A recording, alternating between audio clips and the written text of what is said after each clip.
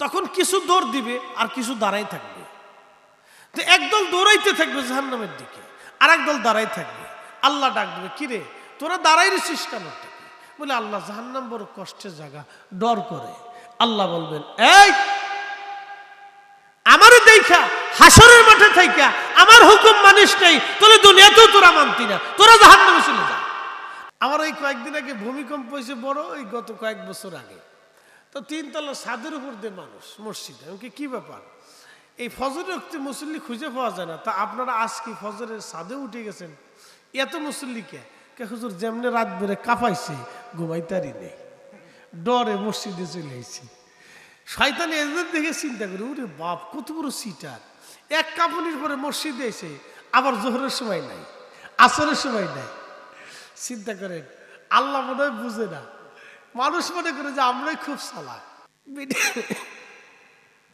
কে কত ফ্রিজে ঢুকাইতে পারে। আমাদের দেশে কুরবানি কত সিস্টেমের জানেননি। একটা হলো রাজনৈতিক কুরবানি, বুঝেন নাই মনে হয়। তো চিন্তা করলো যদি বড়টা কুরবানি না দিয়ে তো মানুষ আমার ভোট দিত না, এটা বড় একটা দেয়। আর একটা হচ্ছে সামাজিক কুরবানি, বলে ওই পাড়ার একজনে কিনছে 10 লাখ টাকা দিয়ে, হে 15 লাখ টাকা দিয়ে কিনতে হবে, এটা ফাড়াফাড়ি, এটা হলো সামাজিক কুরবানি। আর একটা হলো ফ্রিজের কুরবানি, গোস্ত যা পাবে মোটামুটি ফ্রিজে যতদূর ঢুকানো যায় ঢুকায় পরে শেষে গরিব মানুষের দিবে। এটা ঢাকাতে বেশি পাওয়া যায়, এটা মেড ইন ফ্রিজ, ফ্রিজের কুরবানি। শয়তান হাসে আর কয়, বাপ কত বড় সিটার, আমি 9 লক্ষ বছর ধরে ইবাদত করছি, সিটারই করিনি। আর এরা 60 বছরের হায়াত পেয়ে গরু একটা জবাই দিয়ে আল্লাহর সাথেও সিটারি করে। কি কথা কর নাকি, কি কথা বলে। সামনের রোজা আসতেছে, দেখেন ঈদের আগে মানুষ জাকাত দেয় 150 টাকার লুঙ্গি। আমার ঢাকার নদীর ওই পারে গেলে, আমি হস্তগোলা, আর ওই পারে গেল আপনার একটু আগায় গেলেই গুলিস্তান। তো গুলিস্তান একটা মার্কেট আছে, জাকাতের মার্কেট। 150 টাকার লুঙ্গি, 200 টাকার পাঞ্জাবি, 300 টাকার 3 পিস, এটা নিয়ে মানুষেরা খুব বিলাইতেছে, সারা দেশ ভরে দিতেছে, বিরাট দিয়েও দিতেছে। বেটার লুঙ্গি নিয়ে মাসখানিক পরার পরে পেশাব করতে বইছে, নিজদের সেরাত করে সিরিয়া ফাইরে চলে গেছে। শয়তানে হাসি আর চিন্তা করে, কত বড় সিটার, আমি 9 লক্ষ বছর ধরে আল্লাহর সেজদা দিছি, বাহানা করিনি। আর ওরা 60 বছরের হায়াত পেয়ে কয়টা পয়সা করি পাইয়া 150 টাকার লুঙ্গি দিয়ে আল্লাহরে বুঝাই পারছা, কত বড় সিটার। ওরা আমার সাথে বড় সিটার। কি কথা খারাপ কিছু ভাই? শয়তানে চিন্তা করে যে এটা আমার সাথে বড় শয়তান ওরা। এই হচ্ছে আমাদের দেশ। কিভাবে ওয়াজ করলে যে মানুষ বুঝবে আমি জানি না, তবে আমাদের সবকিছু আল্লাহর জন্য হওয়ার প্রয়োজন। কথা বলে ঠিক কিনা? প্রিয় উপস্থিতি হাজিরিন, সাইয়েদুনা ইব্রাহিম সবকিছু আল্লাহর জন্য করতেন। কুল ইন্না সলাতি ওয়া নুসুকি ওয়া মাহইয়ায়া ওয়া মামাতি লিল্লাহি রাব্বিল আলামিন। হুজুর আপনি বলে দেন, সালাত আমি আল্লাহর জন্য, কুরবানি আমি আল্লাহর জন্য, নামাজ কি আল্লাহর জন্য পড়ে না? আগামীকাল জুমা, কিছু আছে আমাদের দেশের বতরে নামাজি, আমাদের ফরিদপুরের ভাষাকে বতরিয়া। বতর মানে সিজন, ইংরেজিতে বলে সিজন, আর আমরা আঞ্চলিক ভাষাকে বতরিয়া। তো সিজনেরই কিছু নামাজি কালকে জুমা আছে, খালি জুমাটা পড়বে, জুমার সময় পড়ে যাবে, আসরে খোঁজ নাই, মাগরিবে তালাশ করে পাওয়া যায় না, এসার সময় হারিকেন ধরেলেও পাওয়া যায় না, ফজরের সময় যদি 1000 লাইটের বাল্ব দিলেও খুঁজেন তাও খুঁজে পাওয়া যায় না। আমার এই কয়েকদিন আগে ভূমিকম্প হয়েছে বড়, এই গত কয়েক বছর আগে। তো 3 তলা ছাদের উপর দিয়ে মানুষ মসজিদে। আমাকে কি ব্যাপার, এই ফজরের রক্তে মুসল্লি খুঁজে পাওয়া যায় না, তা আপনারা আজকে ফজরের ছাদে উঠে গেছেন, এত মুসল্লিকে হুজুর যেমনে রাত বেড়ে কাঁপাইছে, ঘুমাইতারি নেই, ডরে মসজিদে চলে আইছি।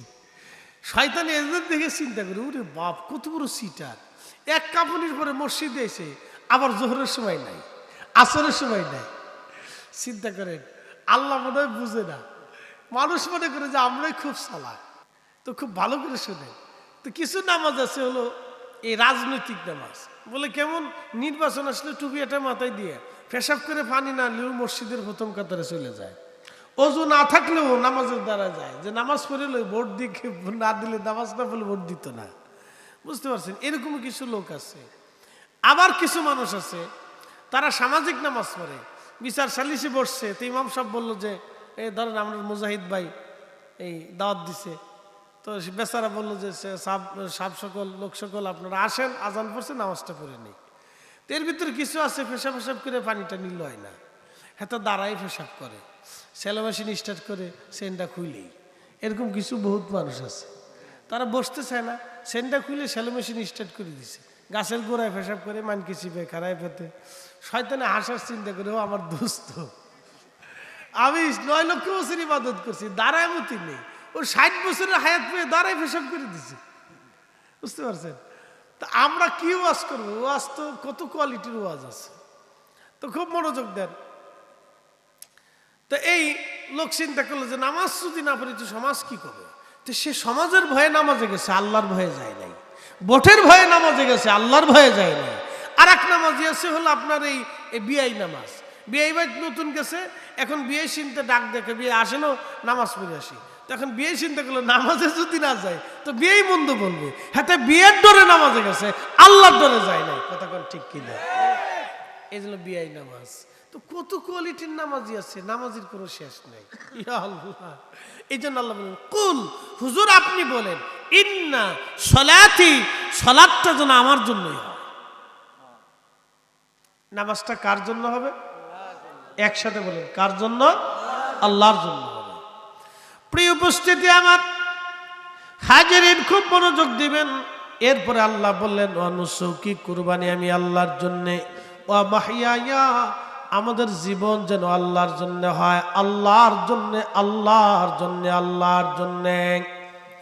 আল্লাহর জন্য কেমন জীবন হবে? আমি একটা ঘটনা আপনাদেরকে শোনাই। মুসা আলাইহিস সালাতু ওয়াস সালামের জমানায় বৃষ্টি হয় না, বহুদিন বৃষ্টি নাই, অনেক দিন বৃষ্টি নাই। উম্মতেরা এসে বলল, মুসা গো, বৃষ্টির অভাবে ঘাস তরুলতা পাতা মরে গেছে। ধরেন বাংলাদেশে একাধারে যদি 4 বছর বৃষ্টি না হয় তাহলে আপনাদের সুনামগঞ্জের হাওয়ার মরুভূমি হয়ে যাবে। কথা ঠিক আছে না? আপনি মেশিন দিয়ে পানি উঠেই ছাড়তে পারবেন না, আপনি লেয়ার পাবেন না, তো পানির লেয়ার নিচে চলে যাবে। আপনি পানি দিয়ে কুলাইতে পারবেন না, আপনি যত পানি দিবেন, সকালে পানি দিবেন, ঘন্টাখানিক পরে দেখবেন পানি নেই, জমিনেই পানি নেই। বলে কারণ কি?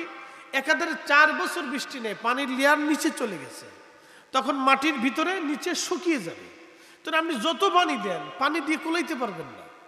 তো একাধারে 4 বছর যদি বৃষ্টি না হয় তাহলে কি হবে? দেশ মরুভূমির মতো হয়ে যাবে, কঠিন পরিস্থিতি হবে। আরে আচ্ছা বসুক লিডার, ঠিক আছে না? ঠিক আছে না? নেতাজি সুভাষচন্দ্র বসু। আচ্ছা বুঝছি, আমি কথা কওয়া যাবে না, কইলি বিপদ, যদি কই লড়াইস না তো শিক্ষার পারবো। ঠিক আছে, পেড়া আছে, নেতাজি সুভাষচন্দ্র বসু, অসুবিধা নাই। আচ্ছা, আল্লাহ ওদের রুখসত করে দিচ্ছে, তা আমরা কি তা করতাম? বাংলাদেশের কোনো পার্লামেন্টে ওদের কোনো আইন নেই যে ওখানে শাস্তি দাও। পুলিশের কাছে গেলেও পুলিশকে বলছে আপনি তো উল্টে পাগল, আপনি মামলা লয়ে আইছেন কে? ঠিক আছে না? তা আপনি উল্টে পাগল, যে আপনি মামলা কেন নিয়ে আসছেন? তো ওদের দুনিয়ার আদালতও মামলা নাই, আল্লাহর আদালতও কোনো মামলা টামলা নাই। তো কে কিন্তু কিয়ামতের ময়দানে আল্লাহ ওদেরকে ডাক দিবে, আরে তোরা কেন আমাকে মানিস না?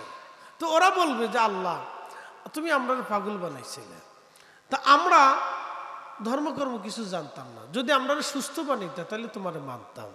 তখন আল্লাহ বলবে, এই আমার হুকুম মানবি? কহা মানবো, তাহলে এক্ষুনি জাহান্নামে চলে যা। তখন কিছু দৌড় দিবে আর কিছু দাঁড়াই থাকবে। তো একদল দৌড়াইতে থাকবে জাহান্নামের দিকে, আর একদল দাঁড়াই থাকবে। আল্লাহ ডাক দেবে, কিরে তোরা দাঁড়াই রেছিস কেন? বলে আল্লাহ জাহান্নাম বড় কষ্টের জায়গা, ডর করে। আল্লাহ বলবেন, এই আমারে দেখা হাসরের মাঠে থাইকা আমার হুকুম মানিস নাই, তাহলে দুনিয়াতেও তোরা মানতি না, তোরা জাহান্নামে চলে যা। আবার যারা জাহান্নামে দৌড়াইতেছে ডাক দেবে, এ বান্দা দাঁড়া, তোরা কই যাও? বলে আল্লাহ আপনি হুকুম দিয়েছেন এই জন্য জাহান্নামে চলে যেতেছি।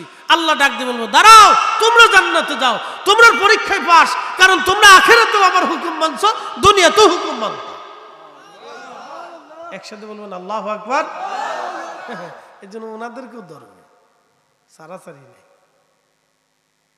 ওনাদেরকেও ধরবে, লারাম যাবে না, বিপদ আছে, চাওয়াও যাবে না, ওর দিকে চাইলেও বিপদ আছে। হ্যাঁ, না চাওয়া যাবে না, শাটা আমার দিয়ে দেন, কি ওর দিকে তাকালেও যাবে না, তাকালেও বিপদ। একসাথে বলেন আল্লাহু আকবার, নারে তাকবীর, নারে রিসালাত, আল্লাহু আকবার। কিন্তু আল্লাহ সবার আত্মা একসাথে সৃষ্টি হয়েছে, কষ্ট দিবেন না ওকে, পারলে খাবার দিন, ওকে কিছু খাবার দিন, ও ক্ষুধার্ত থাকলে কিছু খাবার দিন, ঘর থেকে ওকে খাওয়াইন। কেন? প্রত্যেক আত্মা আল্লাহ দুনিয়াতে পাঠাইছে, এগুলো আমাদের পরীক্ষা, ওরা আমাদের জন্য পরীক্ষা।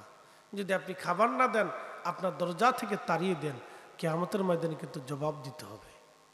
এই জন্য ক্ষুধার্ত থাকলে খাবার চাইলে খাবার দেবেন, নাহলে জিজ্ঞেস করুন খাবি, যদি খাইতে চায় তো খাবার দিবেন। মানলাম ইয়ার হামিন্নাস অমানলাম ইয়ার হামিন্লা, যে মানুষকে দয়া করে আল্লাহ তাকে দয়া করে, যে মানুষকে দয়া করে না আল্লাহ তাকে দয়া করে না।